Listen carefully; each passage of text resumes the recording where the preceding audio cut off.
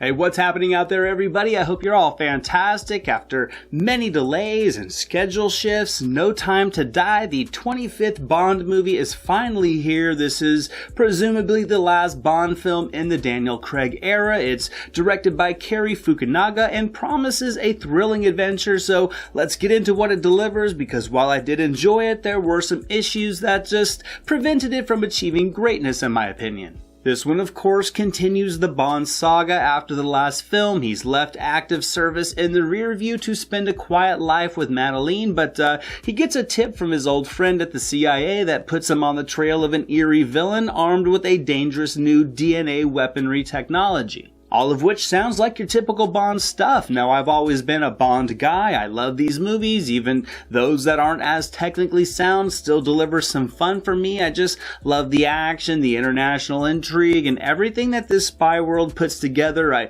thoroughly enjoyed this movie as well, but it did have its flaws, so I think we'll just get started there. Now, I thought the script was okay. It was capable for the most part. It wasn't overly convoluted with too many twists and turns, and there was plenty of substance to it. However, it just didn't feel as smart as your usual Bond movie plot, at least in my opinion. I mean, this one clocks in at around 2 hours and 45 minutes, which to me was much longer than needed for the meat of the plotline that this story was trying to tell. I also felt that when the third act kicked in, certain actions and story layers felt overtly convenient for the sake of story direction, which was just kind of disappointing to me because you're not used to seeing that in these intricate Bond movies. I think many of the characters were underdeveloped as well. Some felt like slight plot devices, and others just kind of left me wanting more. It results in some clouded motivation in places, which shouldn't be the case in a film with this long of a runtime. However, again, it wasn't a deal breaker though. I was still fully engaged. I think the emotional intensity was at an all-time high here. It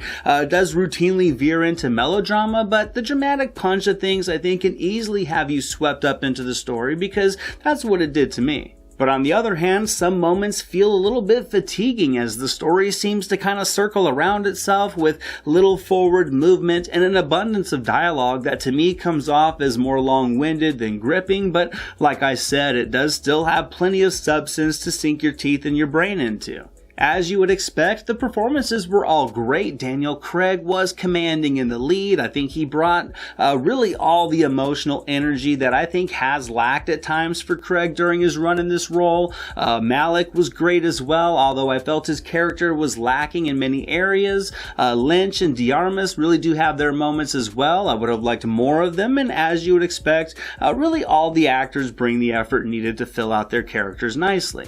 And as for the action, I thought it was excellently crafted, from small fight sequences and spots of gunplay to the bigger chase sequences and larger action set pieces. None of the action in this movie fails to deliver the intended intensity. I think Fukunaga's direction was fantastic, and it does result in a visually stunning film filled with sequences of adrenaline-pumping action, and that's really what you do want in a Bond movie. So without diving into any spoilers, I'm going to leave it at that. No Time to Die is certainly a good time. It's worth seeing in IMAX on the big screen. I'll give it 80%. I do think it could have been shorter. I wish it had spent more time with some of the characters and maybe delivered a bit more intricacy to its plotline, but it's still an entertaining international adventure that is beautifully shot and all set to a fantastic musical score that can easily lure you in and just have you swept up in the world of spies and espionage.